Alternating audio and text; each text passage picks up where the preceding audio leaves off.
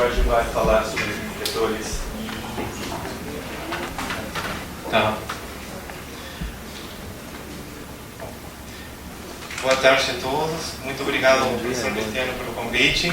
Sou do Laboratório de Genética e Hematologia Molecular da Faculdade de Medicina, com a direção do Dr. Sérgio Widlowski.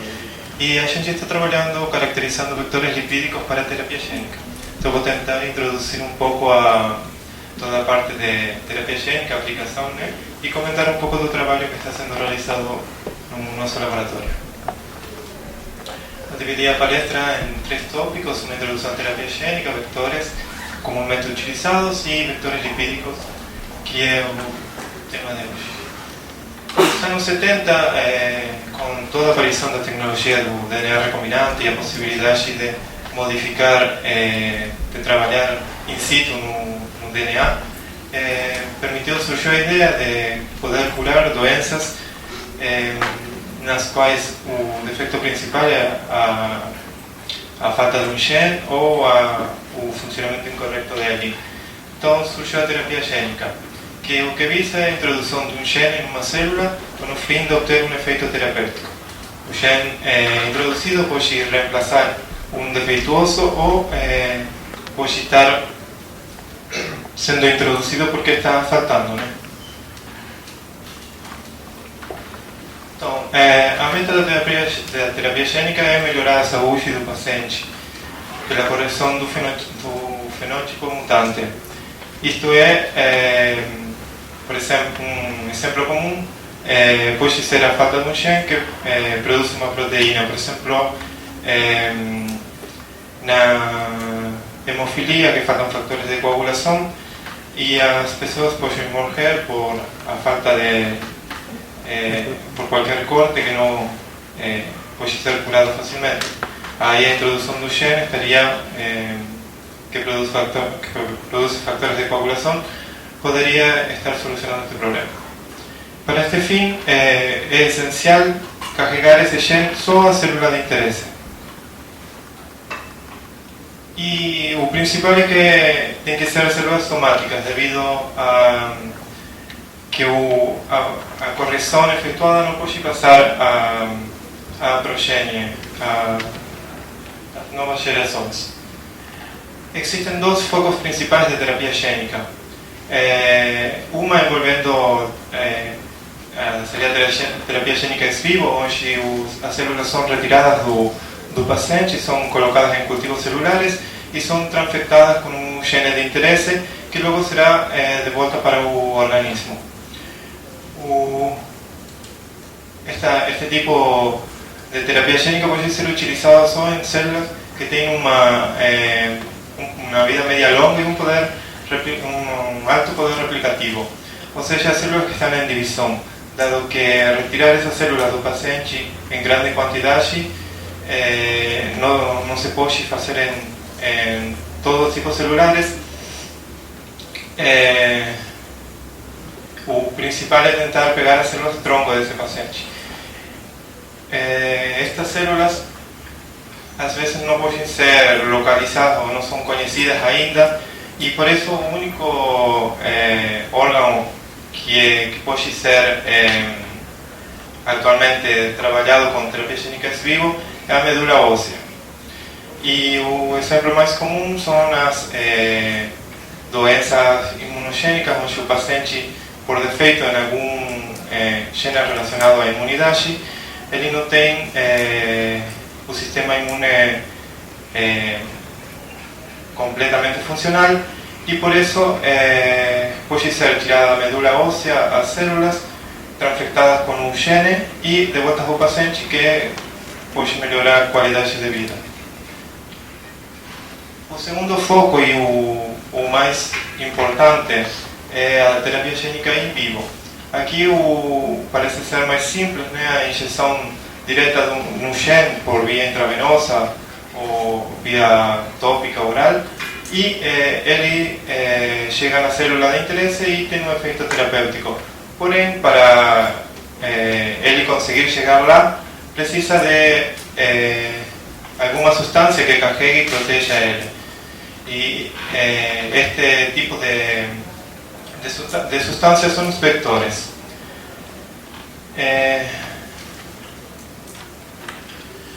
Então, a gente trabalha mais com terapia gênica no câncer. Esta área visa sustituir genes defectivos ou perdidos em tumores, aumentar a função de um gene presente, induzir a sensibilidade específica a uma droga normalmente não tóxica, ou bloquear a expressão de um gene-alvo e restaurar o fenotipo normal da célula ou tecido. O câncer em si é produzido por defeitos na regulação gênica, em genes de crescimento celular, de divisão, ou incluso expressão de genes de morte celular ou de resistência a drogas. E nosso laboratório está tentando bloquear a expressão desses genes para assim restaurar o fenotipo normal da célula e eliminar o tumor. Para conseguir que nossos genes cheguem nas células específicas, é necessário a utilização de vectores. A função do vector é proteger a substância transportada da degradação, já que estarão expostos a todo o fluido intracelular e do organismo, se injetado intravenosamente, aumentar a absorção da substância em forma específica dentro do tumor e das células cancerosas, permitir melhor controle sobre o tempo e a distribuição do material genético, prevenir que o material interaja com as células normais, evitando desta forma efeitos colaterais. Essa última parte é o mais importante, dado que a principal característica do vector deve ser que ele atinja a célula-alvo e não as células normais. Existem múltiplos testes clínicos de terapia gênica no mundo e a maioria usa como vectores vírus, que são patógenos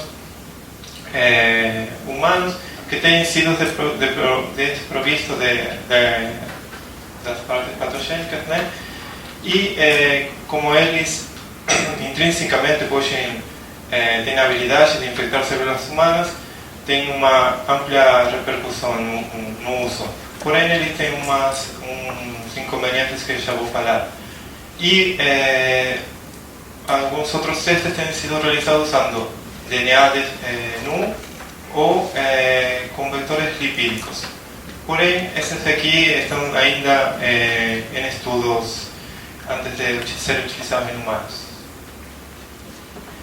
Os vetores virais, como já falei, são vírus humanos. Esses são alguns dos exemplos: retrovírus, adenovírus, vírus adeno-associados e lentivírus, que são desprovistos dos segmentos patogênicos e são utilizadas aquelas partes que contêm as características essenciais, como aqueles que permitem a identificação da célula e a internalização. A vantagem deles é que conseguem carregar moléculas de DNA grandes e alguns deles podem permitir que essa molécula seja integrada no genoma. Isso é muito bom, dependendo do tempo que queira ser expresso o gene. Por exemplo, quando se tenta corrigir um defeito congênito, a integração no genoma é essencial, porque se precisará desse gene por o resto da vida, ou o resto da vida da célula. A principal desvantagem é que essa informação é integrada no genoma de forma aleatória. Em alguns vírus, isso está sendo corrigido. E esse problema é o que pode levar a alterações na expressão de outros genes. Por exemplo, de oncogenes, que são os responsáveis do câncer. Este tipo de vectores é muito utilizado para a reposição de genes defeituosos, em que o tamanho do DNA a ser carregado é muito grande. Dentro dos vectores não virais existem vários tipos. O DNA nu, que é um cDNA circular com elementos regulatórios que pode ser injetado in situ, por exemplo, no músculo. O DNA embalado em liposomas, que são camadas duplas de lipídios, dos que já vou falar mais para frente, conjugados de DNA e proteína, nos quais o DNA forma um complexo com uma proteína e esta consegue levar o DNA para uma célula particular e aderir em receptores celulares, e cromossomos artificiais, nos quais o cDNA codificando para o gene de interesse tem outros componentes, como ser elementos protectores que existem nos cromossomas e permite estabilizar o cromossomo artificial por mais tempo na célula. Dentro dos vetores lipídicos existen vários tipos. As micelas, que são blocos anfifílicos que se autoensamblan em solução aquosa.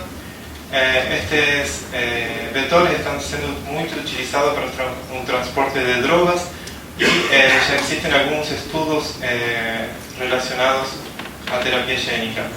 Todos os vetores primeiramente foram utilizados, os vetores não virais, foram primeiramente utilizados para o transporte de drogas quimioterápicas e agora estão sendo estudados para aplicação em terapia gênica, salvo os lipossomos que já têm muitos anos de estudo. E então, os liposomas são vesículas artificiais esféricas produzidas a partir de fosfolípidos naturais. Existem também nanopartículas feitas de lipídios sólidos, são nanopartículas lipídicas sólidas, e emulsões, que são mistura de dois ou mais líquidos miscíveis, e é parte do trabalho realizado no laboratório. Os liposomos são vesículas compostas por uma bicamada lipídica. Eles podem ser preparados facilmente a partir de fosfolípidos, de misturas de cadeia. São totalmente biocompatíveis e biodegradáveis. E essas são as características essenciais que permitem que seja um bom vector.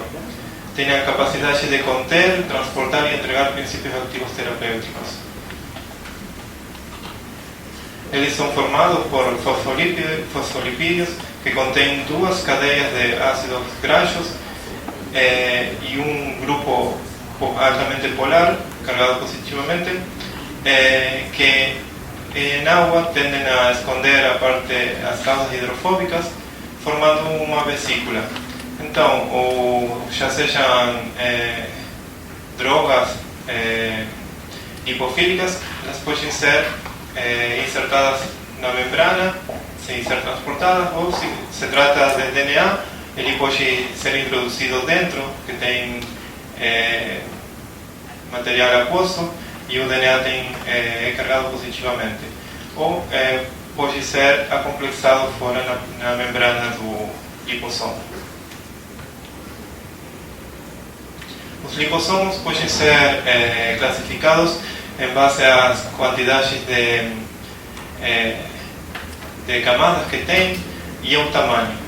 Então, eles são classificados como vesículas unilamelares pequenas, quando tem de 20 a 50 nanômetros, vesículas unilamelares grandes, quando tem de 200 a 1000 nanômetros,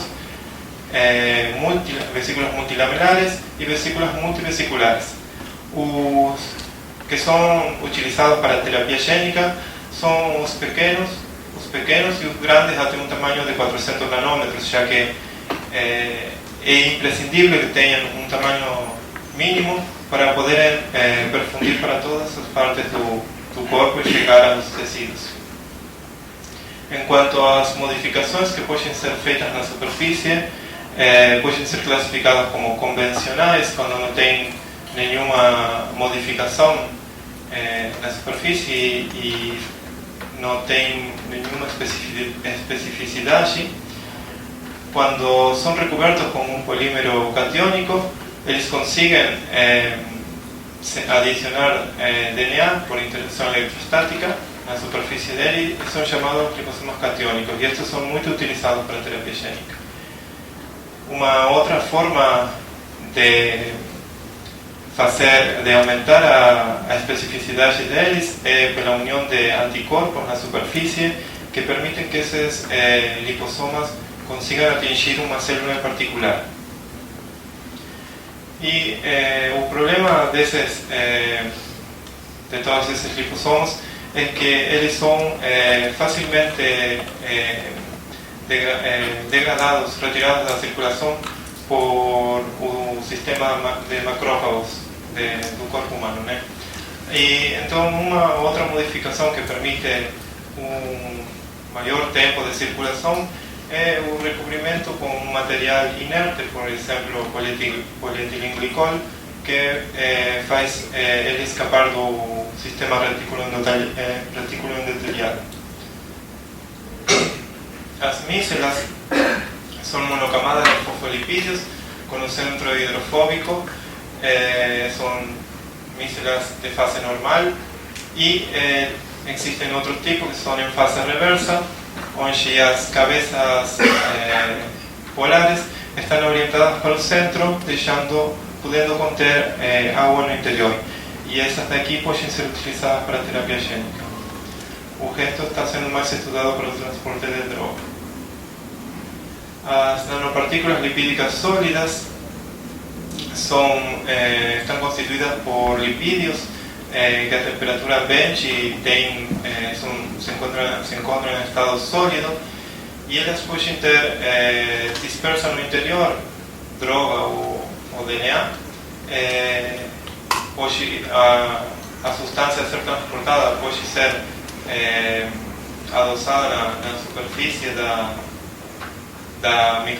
nanopartícula ou pode ser carregada no interior. A característica importante dessas nanopartículas é que elas em circulação são sólidas, porém quando chegam no sítio de ação podem ser dissolvidas mediante temperatura no lugar e liberar a carga. Todos esses liposomas têm a característica de se acumular nos tumores pasivamente, mediante um efeito conhecido como de aumento da permeação e retenção, dado que o tumor é um sítio altamente vascularizado, porém com pouca drenagem linfática. Então, tudo o que chega tende a ficar lá. E os liposomas se acumulam dessa forma lá. Para chegar na célula-alvo, eles devem atravessar várias barreiras biológicas. Dependendo se é a injeção intravenosa, eles diretamente já estarão na circulação sanguínea.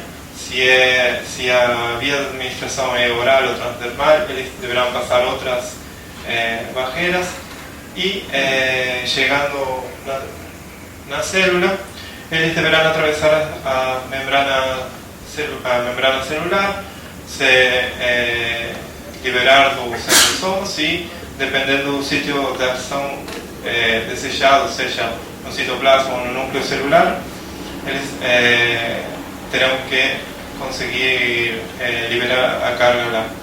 Os liposomas e os vetores lipídicos são captados pelas células por endocitose. Isso é uma invaginação da membrana celular com a formação de um endosoma. Se o liposoma ou o vetor não tem nenhum mecanismo de liberação, ele vai seguir seu recorrido com a maduração do endossomo e posterior formação do lisossomo e degradação. Por isso, os liposomos têm um mecanismo de fusão com a membrana activado por pH. Então, quando o endossoma, durante a formação do endossoma, começa a diminuir o pH e o vetor consegue se fundir com a membrana, liberando a carga no citoplasma e no núcleo. Uma outra substância que pode ser utilizada como vetor e que tem vantagens sobre os liposomas é a lipoproteína de baixa densidade. É uma substância natural que tem uma entrada celular via receptor. Ela é formada por fosfolipídios, colesterol e lipoproteína, e ela consigue, mediante essa lipoproteína, unir receptores para LDL presentes em todas as células, ser internalizada em vesículas recubiertas e liberar seu conteúdo para o citoplasma. Já há muitos anos tem se tentado utilizar ela como vetor para terapia gênica, porém a obtenção e manipulação dela é muito custosa e muito trabalhosa. Por isso, se estão estudando nanoemulsões semelhantes que possam ter as mesmas características. Aqui no seu laboratório, o Dr. Raul Maranhão desenvolveu uma partícula semelhante a LDL, que conhecida como LDE, que tem as mesmas características que tem a produção feita no laboratório, e só falta a porção lipoproteica que dá a especificidade para entrar via receptor de LDL. Porém, ela pode captar esta lipoproteína por interação com outras lipoproteínas no plasma.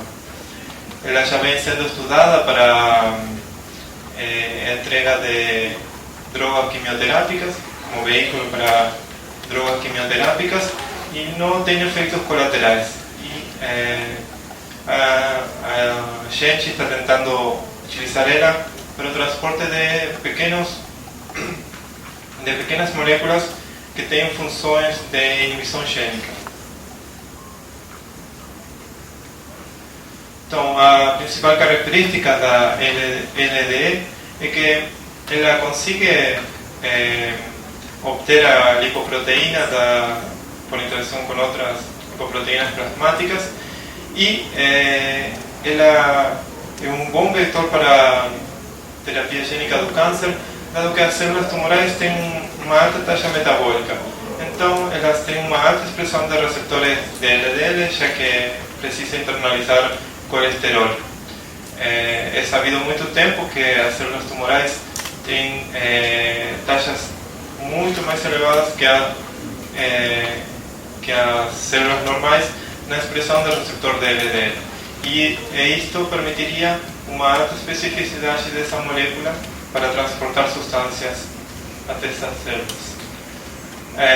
A LDL é produzida a partir de fosfatidilcolina, colesterol e outros lipídios, e facilmente feita dissolvendo esses lipídios, sonicando e separada por ultracentrifugação, e fica pronta em 2 dias. Pode ser mantida até 1 mês, sem perder as características, em geladeira, e tudo isso faz dela um bom vetor com capacidade de comercialização no futuro, né? A gente está utilizando ela para transporte de RNAs de interferência, que são duplas fitas de RNA. Eles têm os RNAs de interferência e têm a capacidade de, quando encontramos no citoplasma, de conseguir encontrar um RNA mensageiro específico e produzir a degradação dele. Degradando o RNA mensageiro, podemos degradar a proteína, podemos evitar a expressão da proteína e, portanto, a expressão de um gene. Para poder conjugar o RNA de interferência com a LDE, tivemos que fazer uma modificação unindo um colesterol para tornar ele lipofílico. Nosso modelo de estudo do laboratório é o gene MDR1, que eu acho que a Débora deve ter falado, mas eu vou fazer um resumo. É o gene que é da resistência a múltiplas drogas, também conhecido como ABCB1, dado que ele une ATP. ele gera a proteína PGP, que é uma proteína normalmente encontrada em alguns tecidos e tem a função de transportar substâncias de dentro da célula, substâncias tóxicas de dentro da célula para fora da célula. Porém, esta proteína é super expressada em alguns tumores e essa expressão nesses tumores ela tem a característica de transportar as drogas quimioterápicas para fora da célula, diminuindo a concentração intracelular e o efeito, evitando a morte celular e levando à resistência do câncer, né? Vou mostrar agora uns resultados obtidos trabalhando com uma RNA de interferência e com a emulsão. Esses são testes de viabilidade celular. Os primeiros testes que fizemos foram para ver se as substâncias que utilizávamos eram tóxicas em células de sarcoma uterino, células tumorais em cultivo. O RNA de interferência não apresenta toxicidade nenhuma, enquanto que a LDL a altas concentrações resulta tóxica. Porém, toda a substância em excesso é tóxica, né? E a gente decidiu utilizar concentrações que não sejam, que apresentem baixa toxicidade. Luego comparamos, fizemos microscopia eletrônica para conhecer qual é a forma dela e realizar medições também nela. Essa é uma microfotografia da LDL, tida por um grupo do Dr. Figueiredo. Só coloquei aqui para poder comparar. E essas daqui são microfotografias da LDL e podemos ver que a diferença com a LDL, ela tem tem partículas de muito tamanho, ela é polidispersa. E no caso, essa aqui é uma microfotografia do RNA de interferência. Podemos encontrar esses corpúsculos semelhando a liposoma multilamelares. Isso hoje está acontecendo dado que o RNA de interferência está modificado com colesterol e em solução aquosa teria um comportamento similar aos fosfolípidos. Luego realizamos medições de tamanho, comparamos vários meses de LDL conservada e podemos observar aqui melhor o caráter polidisperso dela e os tamanhos, que em média tem 40 nanômetros e após 6 meses de estoque dela aumentaram as populações de maior tamanho. Porém, até uns 400 nanômetros ainda ela tem certa utilidade. Isso é importante dado que a maioria das emulsões e vetores lipídicos, quando vão ser produzidos, tem que ter um tempo de vida média longo. Assim, os trabalhos que eu tenho visto até agora com emulsões tem vida média de 2 semanas, 1 mês como muito. Então essa é uma característica favorável para nosso vector. Também realizamos medições do potencial C da nanopartícula, que deu menos 46 milivolts em média, e indicando que é altamente estável. Isso é a carga negativa da nanopartícula está relacionada às interações eletrostáticas de repulsão com as outras nanopartículas. Então, indicando alta estabilidade. Luego realizamos um estudo de dispersão de raios-x a baixos ângulos com o auxílio do professor Cristiano, para tentar realizar um modelo de como o RNA está interagindo com com emulsão. Aqui nos gráficos podemos ver que a interação essa aqui para LDE e essa daqui para LDE com o RNAi. Podemos ver que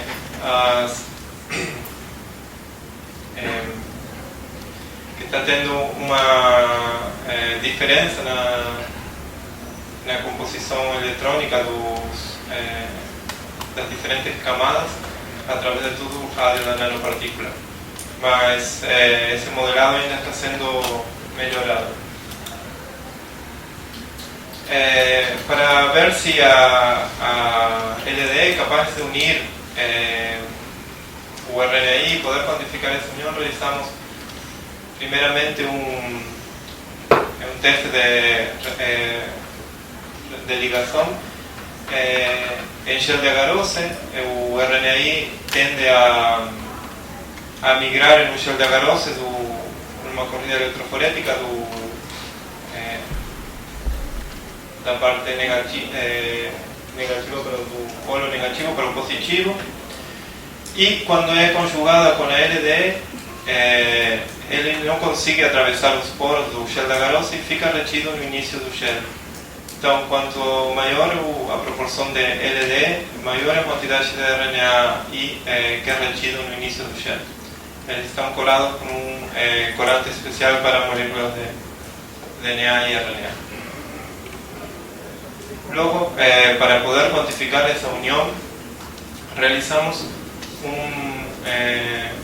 uma titulação por espectrofluorometria, mantivendo constante a quantidade do RNAi, fomos incrementando a quantidade de LDE adicionada até saturação.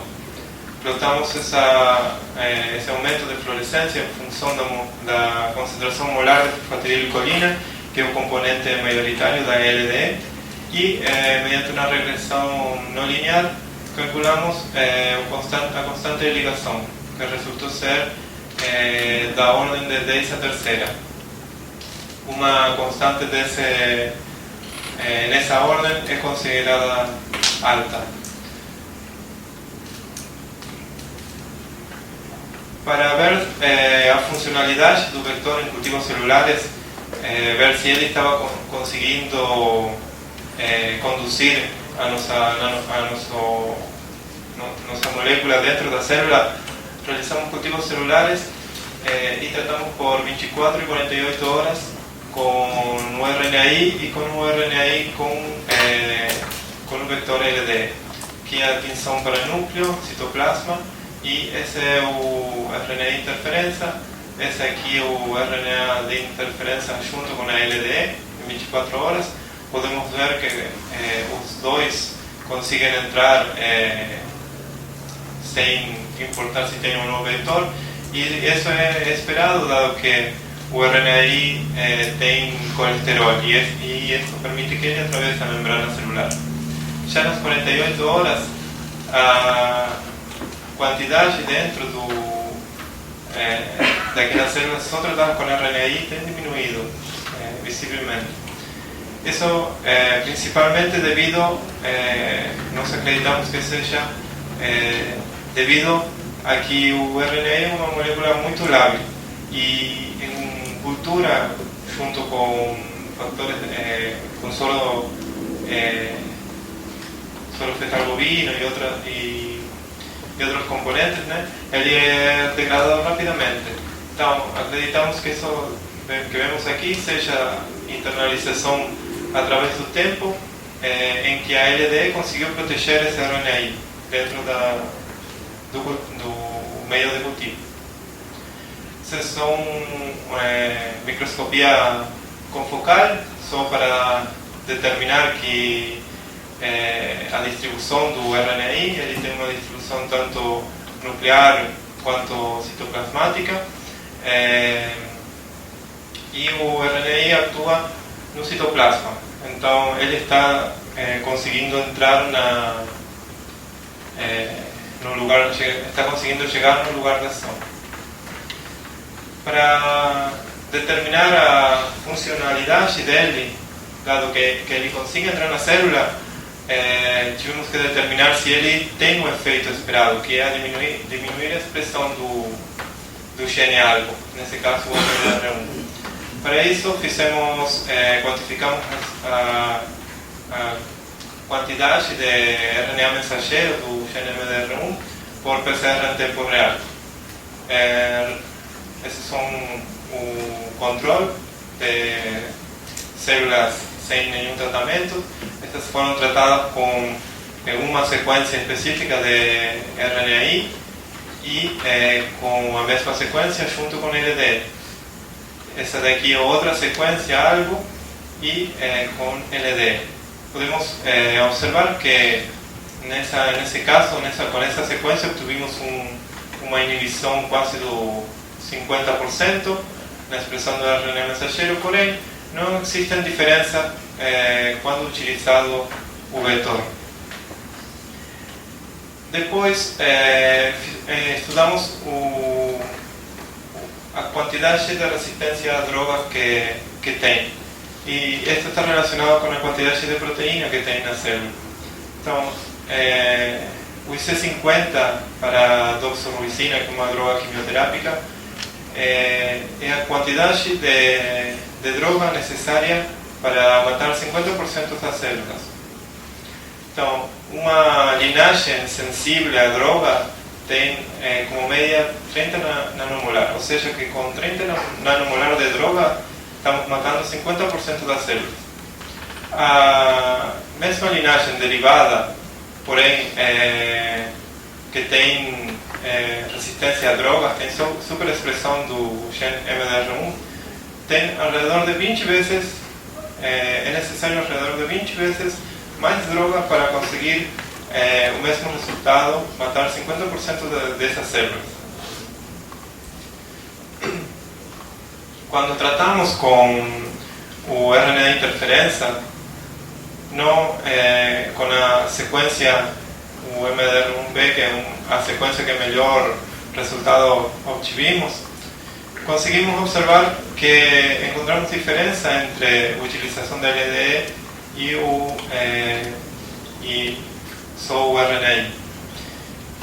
Isso aqui devido, nós acreditamos também que está relacionado ao efeito protetor que a LDE exerce. Porque o RNA mensageiro é degradado facilmente, mas uma vez que acabou o efeito do RNAi, ele consegue voltar à normalidade, né? Recupera a quantidade que tem rapidamente. Então, achamos que o LD está permitindo a entrada por maior tempo e mantendo esse fenotipo por mais tempo. Em cambio, quando existe o RNAi, ele, uma vez que foi totalmente degradado, a célula consegue recuperar a quantidade normal de proteína e de RNA mensageiro. Outros testes que realizamos para poder quantificar quanto de droga tem dentro da célula, dado que a inibição desse gene, o que faria é acumular mais droga dentro da célula, foi ver por microscopia de fluorescência e quantificar isso por citometria de fluxo. Mediante, aqui por microscopia de fluorescência, vamos ver esse controle, o tratado com RNAi e tratado com RNAi LD. Aqui dá para ver que as células que foram tratadas com RNAi acumulam mais doxorubicina, que é a droga quimioterápica usada dentro das células. Tem um pouco mais de fluorescência, uma fluorescência um pouco maior. Porém, é muito subjetivo, né? Depende de quem vê. Então, por microscopia, por citometria de fluxo, vamos quantificar esse resultado. Essas são células normais, sem tratamento com droga. Essas são células normais, todas são células resistentes à doxorubicina. Essas são células tratadas com doxorubicina e que têm um índice médio de fluorescência de 214 aqui. esse índice médio de fluorescência está indicando a quantidade média de fluorescência dentro de cada célula estudada. Cada ponto aqui é uma célula que foi lida no citômetro. Esse daqui é o gráfico para células tratadas com RNA de interferência e com doxorubicina. E ele apresenta um índice médio de fluorescência similar ao encontrado só naquelas tratadas com doxorubicina. Nesse daqui tratado com RNA de interferência e LD, podemos ver que aumentou o índice médio de fluorescência. Ou seja, que tem mais droga dentro de cada célula, indicando que o RNA está tendo um efeito terapêutico. Bom, com isso queria já terminar. E agora a gente proximamente vai começar os testes da LD em vivo, tentando fazer os testes pré-clínicos. Aí, bom, fico à disposição para perguntas.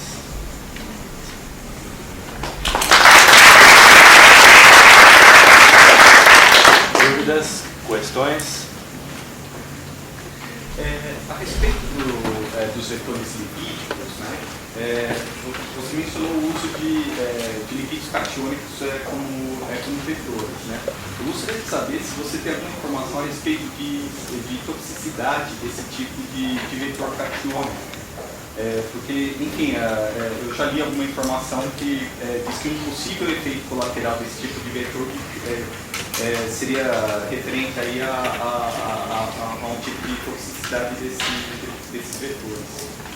Então, todos os vetores lipídicos têm uma certa toxicidade quando são utilizados em grande quantidade. E tanto os vetores catiônicos, que não têm nenhum, eles se acumulam dentro do tumor ou por forma passiva, né? Então eles não têm uma forma de atingir a célula-alvo, salvo que tenha alguma outra modificação. Então, para conseguir que ele consiga chegar na célula-alvo com grande quantidade, deve ser colocado na circulação em grande quantidade. Se você conseguisse esse mesmo vector, modificar ele para atingir só a célula-alvo e que chegue lá, você precisaria de quantidades mínimas. Então, por exemplo, nossa nanoemulsão em alta concentração é tóxica, porém ela tem essa especificidade para células tumorais. Então, a gente não precisa usar uma concentração alta dela. Eu acho que a maioria dos vetores lipídicos, a toxicidade dela está relacionada mais à quantidade que é utilizada. A carga elétrica, o fato de ser catiônico não tem um papel... Não, porque a carga dele vai estar estabilizada com o material carregado com o DNA, né? Em si, a quantidade de carga elétrica, de carga positiva que ele tem vai estar em relação à quantidade de DNA carregado, né? O RNA que você está usando, ele tem que tamanho? Uma molécula tem átomos. Não, mas quantos pares de base? 21 nucleotídeos. Como? 21 nucleotídeos. Tá.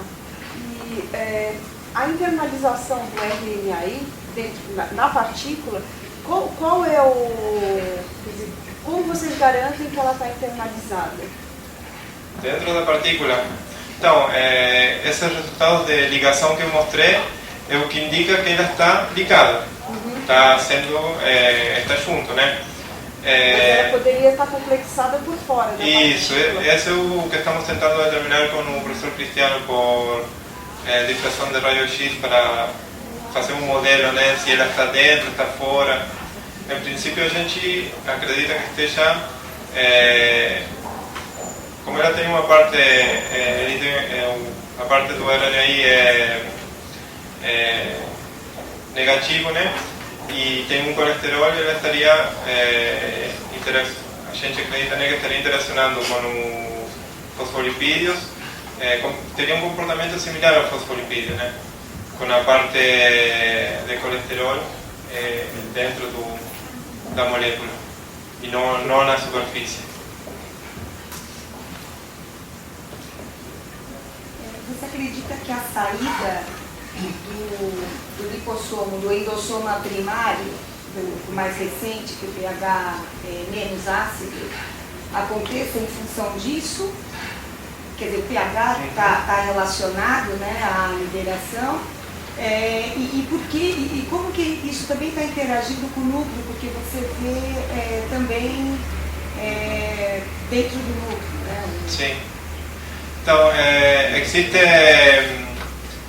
muita controvérsia em quanto ao escape lisosomal ou endosomal dos lipossomas. E como eles, se sabe que eles conseguem liberar carga no citoplasma ou no núcleo, mas não é conhecido bem como. Nos últimos anos se desenvolveram lipossomas que têm a capacidade de se fundir com a membrana do endossoma quando começa a diminuir o pH. Então, eles têm uma constituição particular que permite essa liberação. Mas ainda assim não é conhecido como é que acontece a liberação. Mas para o citoplasma é mesmo função com a membrana do endossoma. Porém, para o núcleo ainda é controvertido. Com a LDL não foi feito, não tem nenhum estudo com marcadores de endossoma recente, RAB5, RAB9, para saber em que momento isso é liberado, se com a LDL funciona da mesma maneira? Não, eu não tenho conhecimento disso. Mas a LDL tem sido utilizada já como vetor para transportar substâncias. E não tem tanto estudo assim que a parte de biologia básica, assim, de estudo de como é liberado, isso não está tão desenvolvida. Sabe que funciona, então todo mundo está correndo atrás do produto farmacêutico, né? Dúvidas? Se não, vamos agradecer mais uma vez. Obrigado.